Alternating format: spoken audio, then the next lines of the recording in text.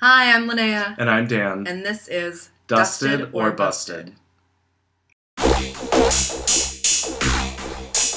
Cheers to the first episode. Cheers to all the queens. So are we going to cheers? Yeah, we're going to cheers. So we're just going to kick things off and we're going to start by talking about the entrance looks. Mm-hmm. So my most dusted for the entry looks was Kennedy. As soon as she walked in, I loved everything about it. It screamed pageant, and she was one of the few where when she walked in, it grabbed my attention. So I really liked what she brought. I have to agree that Kennedy was really good, but I would give her an honorable mention in comparison to Max. Mm-hmm. And not just because I'm a fan of Max. I really think that this was kind of an underwhelming entrance for all of the queens. And I thought that Max's was very well thought out, very well put together, and I just loved the whole newspaper Max has arrived. Yeah, that sort of theatricality. I give her props for her props. Yeah. So, yeah, that was good. My most busted would be Miss Fame. I agree. We were big fans of Vivacious last season, and it was kind of evocative of that. But I don't think it really shows who she is as an artist. That seemed to come way out of left field for her. I think she was maybe trying to show she was versatile. Right. And by the way she was going to achieve that was show one look right at the beginning of the season. Yeah, so, but that to me did not read Miss Fame. And then you could see her face. Right, I was going to say it wasn't executed very well, I didn't think. And for someone who's as gorgeous as she is, she did not take that route. I don't think I have anything else to say about any of the entry looks, really. I just agree with you. It seemed like it was underwhelming in the sense that there weren't a lot of queens who really brought it, but it was also overwhelming because right at the beginning of the season, there are just so many of them to keep track of that it was hard for me to discern who was doing what. So for their mini challenge, they had to go into their wardrobes and create two looks, their best fall look and their best spring look. And they started with the spring looks, correct? Mm-hmm. Yeah. So who was your most dusted for the spring looks? My most dusted spring look was Mrs. Kasha Davis in that sort of green print dress. It was really loose, and then big blonde hair. She looked gorgeous. Yeah, I thought Violet's was gorgeous. She was my most dusted. It was interesting to see all the queens who they were like bringing their best of those looks, which is interesting that they would bring out their best looks so soon in the competition. But I kind of liked most of them. Yeah, it was better than than what they came in with. I think a lot of them were decently created. They weren't really ugly garments, but I looked at them and I was like, I wouldn't see this walking the runway for a spring 2015 fashion show. Yeah, so the most busted of the spring looks, I said Jaden Dior Fierce, and I really like her, but she wore a leotard. Yeah. And it was kind of the same for her fall look too, but I didn't think that didn't scream high fashion to me. I said Tempest was my most busted spring girl because it did look really bulky, and Michelle did talk about that on the runway, is that she just lost all this weight and then she just looks really bulky in this, and it looked matronly and it didn't really look flattering at all, and I just didn't really like it. The fall looks, Max was my favorite. I thought that coat with the little bra thing underneath it looked beautiful. It was very, very high fashion, very sophisticated. So that was really neat to see from Max. And my favorite look from the fall collection was actually Tempest. And Michelle said that she looked really bulky under that like toaster cozy sort of thing, but I didn't think so. Plus, she's a man dressing up as a woman. Like, she's gonna be bigger, and she's 6'6" out of drag. Right, she's just a huge individual. But I definitely saw something that I've never seen of Tempest before in the dark clothes and the dark hair. I really liked it. I thought it was one of the best executed looks. Yeah. And then my most busted for most busted for fall would be Sasha Belle in her little lobster dress. I actually liked the lobster dress. I don't know. I didn't like it, but maybe it was with the hair or with it looked to me it just looked kind of sloppy. I don't know. I think my most busted fall was Kennedy Davenport. See, we're all across the board with all these queens, because your favorite entrance was Kennedy, but my least favorite's fall one, but my most and least favorite spring and fall were both Tempest. I know. I feel so scattered this episode. I got, like, Conehead from Kennedy with that hair. She just kind of looked like an alien, and I did gag when Michelle said, sexy choir master. I forgot about that. Yes, that was funny. Okay, and can we talk about how Alaska was there the whole time and nobody acknowledged her? Like, she was sitting there and she would throw out her one-liners, which I thought were really funny. Because she's trying to be Anna Wintour. Right, but nobody talked about the fact that Alaska was Matthew there. Anderson was there too, and he didn't say a word. I thought that was silly. And then when they were walking the runway, they were only on one side. Yeah. It was very awkward. It felt very artificial. Ross wasn't there either. Well, that's okay. Yeah. RuPaul does his walkthrough in the workroom, and the challenge is to create a resort wear tearaway that reveals a nude illusion. So all the girls are working, some of them are sewing, and Candy Ho doesn't know how to sew, but I digress.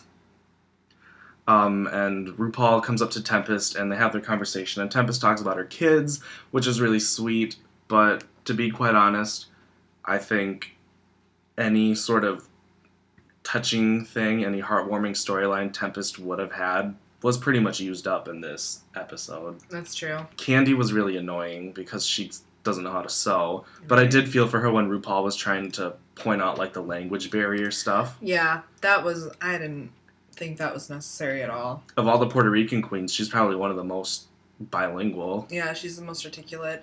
So when she was talking about how this challenge was right on her alley, and he was like, oh, right on it? I don't know, it rubbed me the wrong way. I know, the whole vibe from the moment the girls came in to the end of the mini challenge. I mean, these girls are so mean. I feel like we have a crop of really horrible attitudes. And throughout, whenever I saw them in the workroom throwing shade at each other, I was like, why do we need to perpetuate this culture of just negativity? Like, this is the first episode. Right. Why does this need to happen right now? And the last thing I wanted to talk about in the workroom was when they were all doing their makeup, and Trixie was talking about her family, or not her family, but her boyfriend's family. Oh, yeah. That was really touching, because they just don't understand Trixie and they don't understand drag. Right, like they're okay with their son, like, being with another man, but if that other man is a drag queen, then that's not okay. Right. So that was really sad. On the runway, they did their resort look and then the tearaway to the nude illusion, and my most dusted would have to be Kennedy. Mine too. I thought her interpretation of the challenge was spot on, and she had the nude illusion, and then she had all the right accessories and the right accents, paint and everything. It was something for me that, like, brought the look all together, which for a nude illusion, you wouldn't think there was really a way to do that. So, huge props to her for being able to pull that one off elegantly. I think elegant, that's a really good way to put it, because the challenge was nude illusion, not be nude. Right. So. And then my most busted, Jasmine. Jasmine Really? Masters, yeah. I thought her look was a little bit scattered, and she had all of the extra stuff hanging down, and which, in and of itself, that paired with, like, her little headpiece and the hair she had, it wasn't coming together for me. It seemed really scattered. It was nice to see her in hair that wasn't Nene Leakes or Dora the Explorer. Yeah, that is true. Who was your most busted? Candy. She had a beard. Trixie's interpretation was funny with the whole Barbie thing. I did like that. I like that she painted on the hinges and the joints. Yeah. I don't really have anything else to say. I liked Max and the crutches. I thought it was really editorial. Ginger's face, I think, is the best face in the competition. She's an amazing makeup artist. She's given Miss Fame a run for her money at this point. Exactly. Yeah, the only person who seems to really hate the judges is Miss Violet Chachki, who has it out for Michelle. And first of all, I understand that I adore Michelle. I worship at the Church of Michelle, and that's fine. But her job is to judge. Like, I know. that is her title on the show, is she is a judge. And if Violet has an issue with that, it really showed her immaturity. Mm-hmm. And we said in one of our preview videos that for a young queen, she seems to be like more way mature. More mature. But now that the show's airing, I don't buy that I've been anymore. proven wrong, because she is displaying some insecurities that it's interesting to me that she's reacting as hostile as she is towards Michelle, who's just doing her job. And towards a lot of other people. Like when Jasmine came in and she was like, oh, where's everyone from? And Violet said she was from Atlanta. And Jasmine was like, oh, hot Atlanta. And she's like, no one calls it that. Yeah, she's like, nobody says that. And Jasmine's just like, okay, work. Yeah, like Jasmine just tried to roll with it. So I didn't appreciate her attitude at all. But my favorite moment on the runway, absolute favorite, was when they announced that Violet had won. And then they cut to Miss Fame, who is giving her the side eye. And then they cut to Michelle, who has witnessed this whole thing go down, and Michelle just raises an eyebrow and doesn't say a word. But I'm like, she is making a mental note to watch how this progresses. Mm-hmm. The judging really bothered me because I felt like they didn't really show what they actually wanted to say.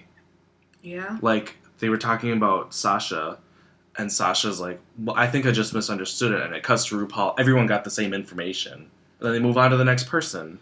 Yeah, maybe that was with the editing, but I felt like everything just seemed really cut short. Everything seemed cut short, and maybe it's because there are so many queens still. I don't know. There were so many comments that the judges made where I was like, can you elaborate on that? Or like, what do you mean? They were all very just general. So that's kind of our interpretation of the runway. Again, kind of a strange challenge. I thought it should have been reversed. The nude illusion should have been the mini challenge, or it should have been made into a mini challenge, and then the two big looks should have been the main challenge. I think that would have been interesting to see what would happen if those two were flipped. Yeah. Bottom two were Tempest and Candy, and they had to lip sync to Geronimo. Which is a horrible song. Yeah, it's really hard. Well, not only that, but I just don't like the song. I don't. But it's available on iTunes. To be quite honest, until like the dance break, I thought Tempest and Candy were neck and neck. Unfortunately, Miss Tempest went home, and I wanted to see so much more from her. And she had so many good moments that I was like, oh, let's keep her around. But alas, that was not the case. However, one of my favorite things about the season is the new format for Untucked. Mm-hmm. I watched it, and it seems so much more real.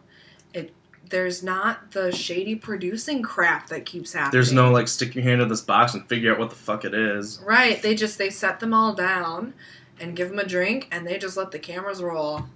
And it was so That's refreshing. sort of what they did in Season 1, because in Season 1 they didn't have Untucked, they had Under the Hood. Yeah. Because in Season 1 it was more about the race than it was about the drag. Mm-hmm.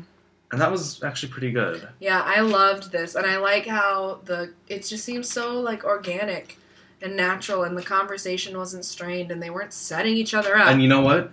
There weren't awkward pauses edited in. There wasn't the shade button noise. Right, or, like, metallic sound. Yes. It was just quiet background, girls talking. I fucking love that. Yeah, it was really nice. So, and we got to see a little bit more of, like, what really goes on behind the scenes. Mm-hmm. And I have half a page of notes about Untucked. Yeah. Well, why don't you start then?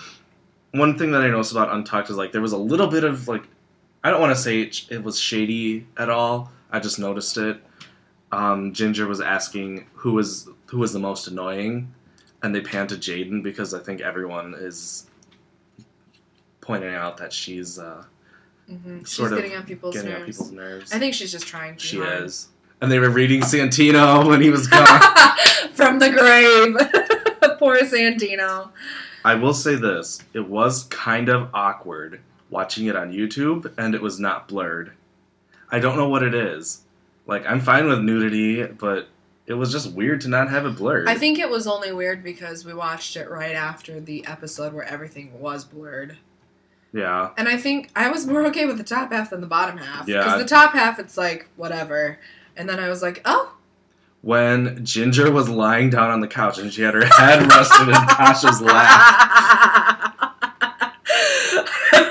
And the funniest part about that was you saw them when they were just sitting there normal, and then they like panned to somebody else and they said something, and then when they came back, all of a sudden she was just lying across the couch, legs spread. Ugh. First episode, and RuPaul has already asked the question, who's the weakest link? And I'm not going to say who said whom, but the following names were said: Tempest, Pearl, Sasha, Jaden, Trixie, and Ginger. So almost half the girls should go home. Called out. God, it was really tough because then when the stagehand or whatever came over and it was like 5 minutes, touch up your makeup. And then they go over and then you see Sasha practicing the lyrics. Right. I was dying. Oh, that broke my heart. Gosh, the thing about Untucked is because it's so much more real now, like, you really feel for these girls. It's more organic than the, this is my moment sort of shit. Right. Like, it was sad hearing that, like, seeing Alyssa's dad on the screen, and it was sad hearing about Roxy's mom. But it was all about the drama, and this is more about, like... the feeling. Yeah, and this is, like, to play off of what you said, like, this is their moment, and Tempest was...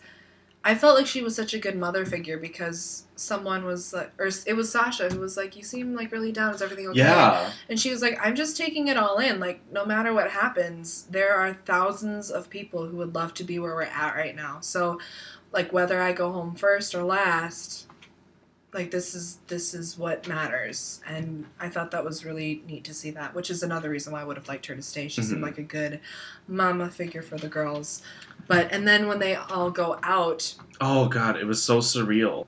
They show... Yeah, that's a good word for it. The thing is, they don't... In the last version of Untucked, they would always show RuPaul, and it would be like, Candy stayed while Tempest sashayed away, and they would show it in real time. Mm-hmm. But then they showed down, like, a slow-mo version of the lip sync with RuPaul saying, Candy ho, Shantae, you stay, Tempest, sashay away. And then they cut to real time, black and white. Tempest walks off stage, and you can hear RuPaul saying, if you can't love yourself, how in the hell are you going to love somebody else? And then you hear all the girls cheering and everything. Right. And that was so surreal, seeing Tempest so sad. And I can only imagine what that's like. Like, all your friends are there, and you just got eliminated, and you can hear them celebrating.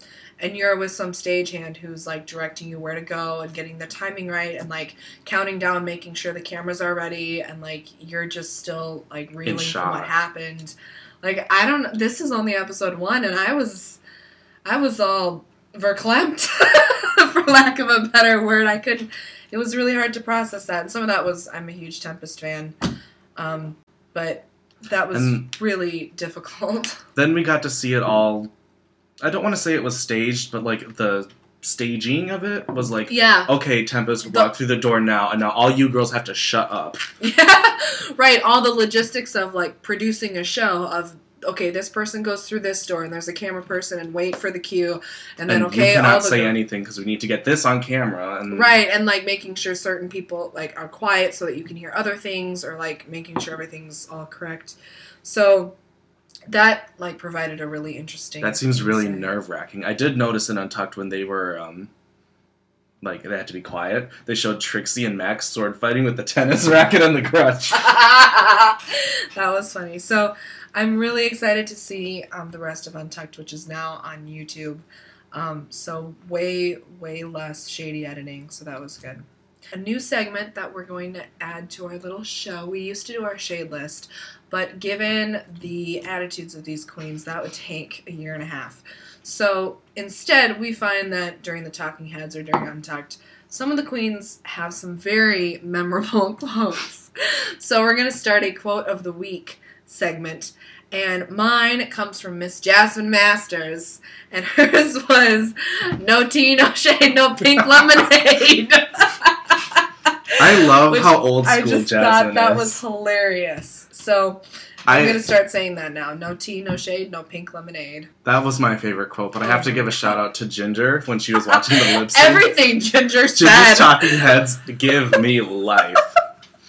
But Ginger's talking head during the lip sync was like, Candy was like beating the shit out of you after school on the playground. And maybe some of it is just her adorable little accent or something. But every time she opens her mouth, I'm just like totally buying into it. She's hilarious. Honest to God, I think Ginger might make top 3. I love Ginger so much. You know what? That brings us to our next thing. What about predictions? For the sake of full disclosure, we did see next episode because it was leaked and we saw it. So we're not going to predict or spoil anything for next week, but we're going to talk about some of the friendships, alliances, and just some predictions for down the road. Yeah. I think Miss Fame and Miss Violet Chachki are going to go at it. And I cannot wait to see that because that's entertaining to me. I've heard that Violet says that the person she liked the least was Kasha Davis. So I want Kasha Davis to say something really innocent and then Violet to blow up at her. Yeah. These girls are all so different that I have a difficult time figuring out who's going to... I feel like every week it's going to be different people in the top and bottom. Yeah. And maybe the lip sync will really count for something this year. Right. It's not just going to be a formality like it used to be. I hope Katya makes it far because her talking heads are also really funny. They're all really intense too. It's like really high energy. And I've heard that Trixie is like filler, but so far I am living for Trixie. I want her to go so far. Plus she's cute. That's the thing. No matter how much research we do, how much we look into the queens, and yes, some of it's editing, but until the very first episode, it's hard to tell how they're going to interact. Because whenever you see their promotional stuff, they're only by themselves. And all the show is how they react to each other. Right, pretty much. We've talked about this before, how what the judges see, the rest of it, like, they don't see all the stuff that goes down in the workroom. So, back to season 2, when they were doing the wedding challenge. Yes! and Juju, I think it was Jujubee. Tatiana. And Tatiana, well, both of them, they were like, you don't see what we see. And Tyra was being awful, like, the whole day. And you guys don't ever get to see that. So we're just telling you what happened. And I think, like, RuPaul asking these things early is kind of, it's, like, really intense. But at the same time, I think RuPaul's like, I need to know what's going on. Someone's got to go home first, right? Unfortunately, it was Tempest. Well, I guess that was our episode of Dusted or Busted for the week. Thanks for watching. Enjoy the drink. Bye. We'll be back next week. Bye. Hi everyone. In honor of Tempest DeJour and her sudden departure of RuPaul's Drag Race, we are going to make our drink this week an old-fashioned classic. And so we are going to take some vodka. We have 2 ice cubes in each glass. We're going to put just enough vodka to cover the ice cubes. And then we are going to add some neat shimmery liqueur, which is a favorite around here. And just a splash in the glasses. And fill them with Sprite or any other lemon lime soda.